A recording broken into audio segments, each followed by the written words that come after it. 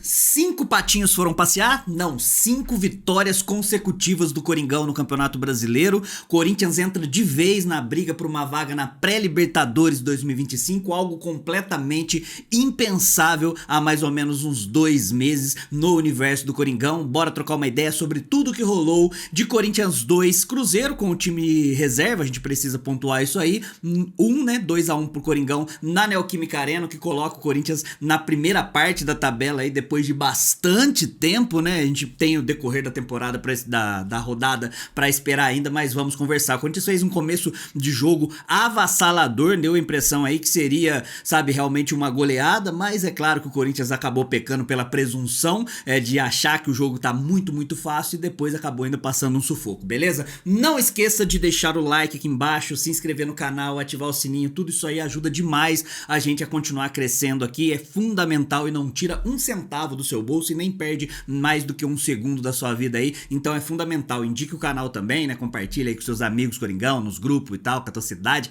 enfim. E quem tiver condições aí de fortalecer financeiramente, tem sempre a opção aqui da chave Pix na descrição do vídeo e também a opção do Valeu. Quero pontuar uma coisa do último pós-jogo, né? Que vocês comentaram bastante aqui sobre eu ter esquecido de uma assistência do Rodrigo Garro. Eu gravo logo depois que acaba, então às vezes eu tô muito eufórico ali, eu tento fazer as anotações e tal, né? Mas depois eu acabei lembrando da assistência do Rodrigo Garro. Então, quando acabar acontecendo alguma coisa assim, leve isso em consideração e aí você aumenta um pouquinho a nota ali. A nota não é uma verdade absoluta ali, tá bom? Então, realmente, só pra poder pontuar esse tipo de coisa, beleza? O Ramon Dias resolve, pra começar, me surpreendeu a nível de zaga, né? Porque eu não esperava o André Ramalho estar pronto 100% pra este jogo aí. Eu até esperava o Kaká, que teve um processo de recuperação melhor ali no departamento médico. Eu imaginei que poderia ser Gustavo Henrique e Kaká, ou até Gustavo Henrique e o Renato, moleque da base, na dupla de zaga. E acabou aparecendo Gustavo Henrique e André Ramalho do nada, isso aí realmente me surpreendeu bastante. O Fagner teve um desconforto, né, alguma coisa intestinal lá, não entendi direito, e acabou não estando disponível nem no banco de reservas, mas de qualquer forma, quem seria titular seria o Mateuzinho, que eu vou falar mais uma vez que fez uma partida ruim, e aí a gente vai discutir sobre isso, e o Matheus Bidu na lateral esquerda, né, o Hugo Souza no gol, acabei pulando o goleiro aí, mas o Hugo Souza no gol. E por falar em goleiro, rapidinho antes da escalação, né, cara, o Cássio deu uma pipocada gigantesca quando tava no Corinthians, o cara não largava o osso de jeito nenhum, ia jogar até sem os braços, né, os caras tivessem que amputar o braço do Cássio lá, ele ia jogar do mesmo jeito, e no Cruzeiro ele resolveu pipocar pra torcida aí e não aparecer na arena. O Cássio que saiu cagando na cabeça da torcida do Corinthians aí. Guardo mágoas verdadeiras sobre o Cássio aí, o Cássio não tá sendo homem o suficiente pra realmente conseguir encarar a torcida do Corinthians com hombridade. Mas continuando a escalação, né? O Ranieri foi a opção porque a gente tá com teve alguns desfalques aí por conta da data FIFA, né? O Martínez, que tá servindo a seleção venezuelana, o Romero, a seleção paraguaia, e o Félix Torres, a seleção equatoriana. Aí, uma vez a gente não tendo o Martínez, que tem sido titular, o Ranieri foi a opção preterido pelo Alex Santana, né? Preferido em relação ao Alex Santana. E o Alex Santana acabou entrando no segundo tempo. Eu imaginava que, no ponto de vista da comissão técnica, o Alex Santana estava um passo à frente. Eu acho que o Alex Santana tá um pouco fora de forma ainda, depois que voltou da lesão. De qualquer forma, o Ranieri foi titular. Ao lado do Breno Bidon, que também surpreendeu um pouco, né? Eu esperava ali um meio campo um pouquinho mais de força física, mas o Breno Bidon fez uma partidaça, tecnicamente falando. O Carrijo foi muito bem também, e o Rodrigo Garro na parte de criação e na frente, sem surpresas, com Yuri Alberto, que fez mais um gol, e o Memphis Depay também, os 2 gols da partida, né? E aí o Corinthians começa com bastante intensidade, né? Aquele time do Fernando Diniz, que gosta de sair jogando e tal, né? Que quando não tá muito bem adaptado ainda sofre bastante com isso. O Corinthians marcando um pouquinho alto ali, conseguiu roubar algumas bolas interessantes e com 20 minutos já estava ganhando de 2-0, no que nos dava indícios aí de ser uma partida muito mais interessante do que realmente foi, principalmente o segundo tempo. Muito por conta do horário, né? Esse horário é tenebroso de bizarro. Quem que pensa? O cara que comanda o futebol, né? As confederações e tal, os engravatados, realmente nunca bateram uma bola na rua, nunca brincaram de maltinho, 303 fora, qualquer coisa assim, porque é inacreditável colocar um jogo 11 horas da manhã num país tropical, em pleno quase verão, vamos colocar assim, é inacreditável, né? É bizarro. Mas aí chega o segundo tempo, os dois times estão mortos e acabou prejudicando ainda mais um espetáculo que já não era tão espetaculoso assim no primeiro tempo. Como eu falei, o Corinthians começou com bastante intensidade, aí depois a gente acaba pecando pelo preciosismo, né? A gente teve o primeiro gol, um golaço do Memphis, né? Uma jogada de linha de fundo ali num passe do Breno Bidon. O Rodrigo Garro tenta o cruzamento, o cara corta o cruzamento, sobra pro Memphis, que corta bem, dá uma cacetada, um golaço. E o gol do Yuri Alberto puxando um contra-ataque aí, o André Ramalho puxando um contra-ataque, dá uma assistência pro Yuri Alberto finalizar, e aí desvia na zaga do Cruzeiro 2-0 aí. E aí, quando o Corinthians tá ganhando de 2-0, aí começa a pecar pelo preciosismo. O Corinthians não pode, ninguém pode. Alguém tem que chegar pros jogadores e tentar fazer com que eles entendam de uma vez por todas que o time não é um time vistoso, não é um time que brilha os olhos, não é um time encorpado, não é um time estruturado. Até pouco tempo, como eu falo, volto a falar aqui, a amnésia é grande aí na torcida, né? 22 rodadas na zona de rebaixamento. Alguém tem que colocar ali que quando tiver ganhando 2-0, tiver a oportunidade de fazer 3, 4, 5, 10, 15, tem que fazer, porque qualquer sopinha que dê pro azar aí, o bagulho fica louco, e foi de fato o que aconteceu. Numa jogada feliz ali do lateral esquerdo do Cruzeiro, o Kaique desviou no próprio André Ramalho, acabou passando o goleiro lá e gol do Cruzeiro, né? 2-1, o que complicou um pouco a partida, porque o Cruzeiro começa a gostar um pouco da partida, começa a gostar um pouco do jogo e tal, né? O Yuri Alberto sentiu um desconforto ali no final do primeiro tempo, acabou sendo substituído na hora do intervalo, entrou o Thales Magno. O Thales Magno tá perdendo cada vez mais espaço, e com razão, né? Não tem entrado bem nos últimos jogos aí, e quando entrou, acabou ficando perdido, né? Ficamos com dois atacantes e sem... Não que o Yuri Alberto seja uma referência, eu falo referência como ponto de centroavante mesmo, ele se movimenta mais, mas o Thales tá muito distante de entregar o que vem entregando nas últimas partidas. O Yuri Alberto, acabamos perdendo bastante nível de intensidade de ataque. Como eu falei, o preciosismo, né? O Memphis tentando dar elástico, tentou um elástico uma vez, tentou elástico 2 vezes, tem que jogar sério. Essa que é a questão. Jogar sério, jogar entendendo que o jogo tá 0-0 ainda. Porque senão você dá sopa pro azar ali, e não existe faixinha ou holandês no mundo que acaba sendo blindado aí de qualquer crítica, pelo menos aqui no canal. Pra mim ele vacila nessas tentativas aí de tentar florear mais uma jogada num jogo que não tá garantido, numa partida que era muito importante pra gente realmente se consolidar na briga pela vaga na Libertadores da América do ano que vem, o que salvaria, né, o calendário de 2025. Basta, o Corinthians dependeria apenas de si para poder entrar na fase de grupos da Libertadores, né, jogar a Copa do Brasil, enfim, seria muita loucura mesmo nesse momento. E aí o Corinthians perde em nível de intensidade, o time tem um lance no primeiro tempo bizarro, que o Gustavo Henrique e o Hugo Souza bate cabeça assim, quase que entrega, né, e sobra pro Matheus Vital. Olha o time do Cruzeiro também, Matheus Vital, Ramiro e tal, a gente tinha que ganhar mesmo desse time, né, eu fiquei morrendo de medo de tomar um gol do Matheus Vital. Aí sobra pro maluco lá que finaliza mal, e aí o Cruzeiro não conseguiu agredir tanto que o Hugo Souza nem foi muito exigido na partida, né, poucas vezes você vê o Hugo Souza realmente com a bola dominada nas mãos, assim. No segundo tempo, o Corinthians já fica um jogo muito ruim, né, tiveram pelo menos uns 25 minutos ali, eu acho que entre os 15 e os 40 minutos que não aconteceu nada na partida, aquele jogo meio mastigado e tal, calor, tiveram as paradas técnicas aí, um jogo mais chato, mas você vai dando, né, sopa pro azar. Teve uma bola na trave, que um cruzamento que eu não lembro de quem, acho que foi do Coronado, que o Memphis consegue desviar, bate na trave, sobra meio mascado assim pro Thales Magno, que não vai bem na finalização, também tava... e teve uma bola no primeiro tempo que eu acabei discutindo com a primeira-dama, comente aqui embaixo, tá bom? Porque assim, ó, a primeira-dama jura na cabeça dela que o Mateuzinho, não foi o Mateuzinho que errou aquele gol cara a cara, tá? Foi o zagueiro que foi muito bem. Aí ela falou assim, não, olha só, o zagueiro dos caras, esqueci, eu acho que é Zé Wellison, Zé Vitor, sei lá, o zagueiro antecipou e foi muito bem, assim, então não foi um gol perdido do Mateuzinho.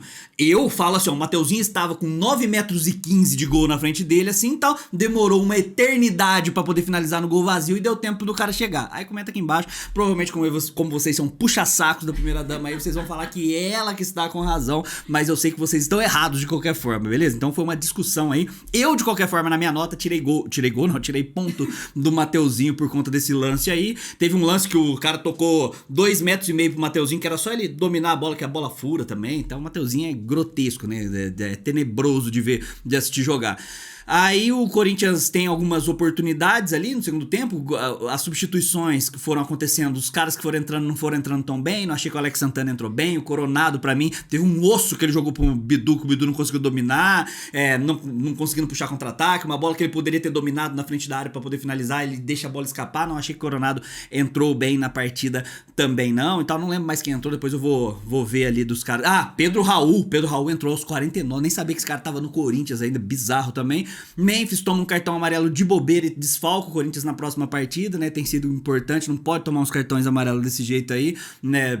Cartão amarelo juvenil, né? Ele tentando forçar uma parada, né? Uma catimba no jogo ali, tava sentindo uma cãibra fora do campo, ele entrou em campo pra poder cair, pra poder truncar o jogo, o juiz percebeu ali, o juiz não caiu na dele, deu cartão amarelo justo e agora ele desfalca no time na próxima partida, né? Torcer pro Yuri tá bem, né, na próxima torcer pro Yuri Alberto tá bem mesmo, porque o Yuri Alberto saiu ali com um desconforto, né? Faltam 4 rodadas, 2 em casa, 2 fora, ainda joga contra Criciúma e Grêmio fora de casa e joga com o Vasco e com o Bahia em casa. São jogos importantes nessa briga aí pra gente conseguir pelo menos uma vaguinha no G8. G8 eu acho que vai acabar pintando, porque ou o Cruzeiro vai ser campeão da Copa Sul-Americana, nesse aí eu boto mais fé no Racing, ou o Botafogo campeão da Libertadores, isso aí abriria um G8 que seria importante nesse momento aí pro Corinthians, e o Corinthians tem adversários diretos, né, tem ainda o Bahia e tem o Vasco da Gama aí, que a gente tem condições plenas de conseguir ganhar em casa depois de tanto tempo ali, né, cara, a gente conseguiu 5 vitórias seguidas, né, deixa eu ver se eu vou conseguir lembrar de todas de cabeça aqui, ganhamos agora do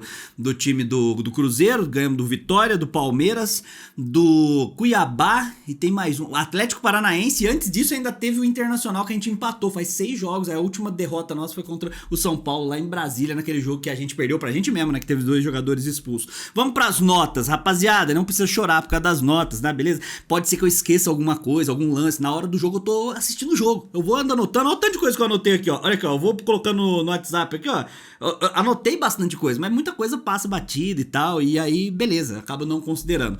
De qualquer forma, vamos pontuar, já deixou o seu like aqui embaixo, se inscreveu no canal, ativou o sininho, tudo isso aí ajuda demais, hein, cara, e também não esqueça de fortalecer financeiramente se você tiver condições aí através da chave Pix e também do Valeu. Postamos um vídeo muito legal essa semana aqui no canal com 10 sugestões de contratações para o Corinthians para 2025. Se você não assistiu ainda, eu vou deixar fixado aqui no card. Fala mais ou menos a minutagem que tá aí, primeira dama, só pra eu saber. 12, 20. 12 mais ou menos aí, eu vou colocar o card aqui para que vocês assistam essas 10 sugestões de jogadores saindo bastante fora da caixa, vai te surpreender. Assista esse vídeo aí e fala assim, pô, cheguei pelo pós-jogo, não sabia que esse vídeo existia, cheguei lá pelo pós-jogo. Notas para a partida de hoje, comente as suas notas aqui embaixo.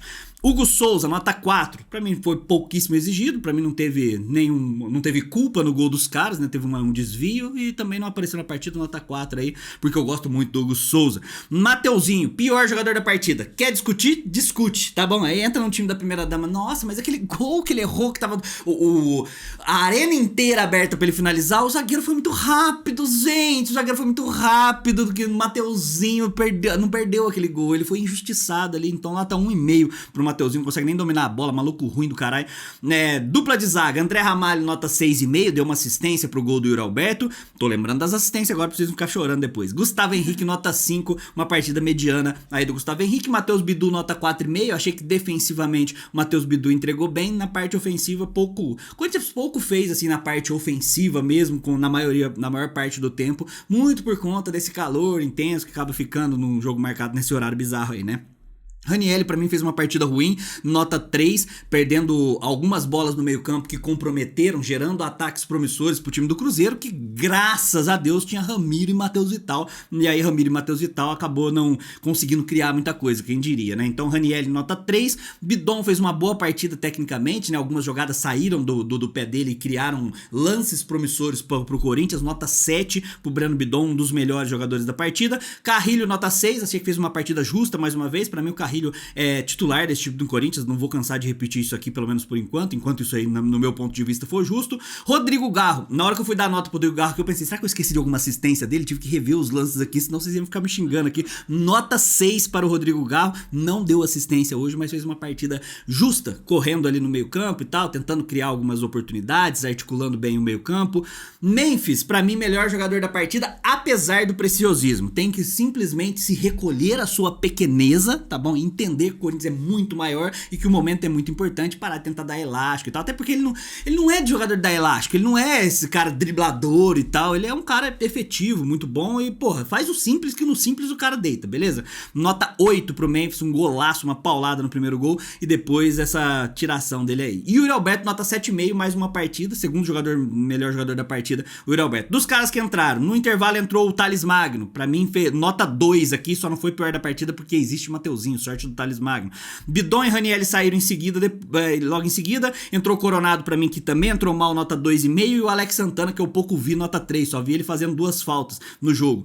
Carrijo saiu depois e entrou o Charles também foi uma tristeza, nota 3,5, e por final saiu o Memphis e entrou o Pedro Raul, que eu deixei sem nota, coloquei um pontinho de interrogação, porque o Pedro Raul eu nem vi em campo ali, né? Corinthians com 5 vitórias consecutivas e agora vai em busca da 6ª vitória consecutiva e tentar consolidar aí, quem diria, uma vaga na Libertadores da América, na preliminar ainda, né? Nas primeiras fases prévias antes da fase de grupo aí da Libertadores, mas já é um caminho, sabe, absurdo do que a gente tava pensando. Se você for olhar o gráfico do Corinthians no campeonato, 22 rodadas na zona de abaixamento, mais 7 ali beliscando a zona de abaixamento, aí do nada, assim, pum, estoura lá pra cima como se fosse um rojão, e muito louco mesmo, beleza? Não esqueça de comentar aqui embaixo, espero que eu não tenha desapontado vocês com as notas hoje, porque no último pós-jogo vocês comentaram da hora, pô, a Dalba viu da TV como é que chama? O jogo com a TV desligada, não lembrou da assistência do Rodrigo Garro e tal, e eu nem falei que ele jogou mal, falei que foi uma partida mediana do Rodrigo Garro, mas ele tinha dado 2 assistências mesmo de fato. Não esqueçam também de assistir o vídeo sobre, vou deixar até no link, não só no card, mas também nesses vídeos que finalizam aqui, né, no cardzinho final, né, nessas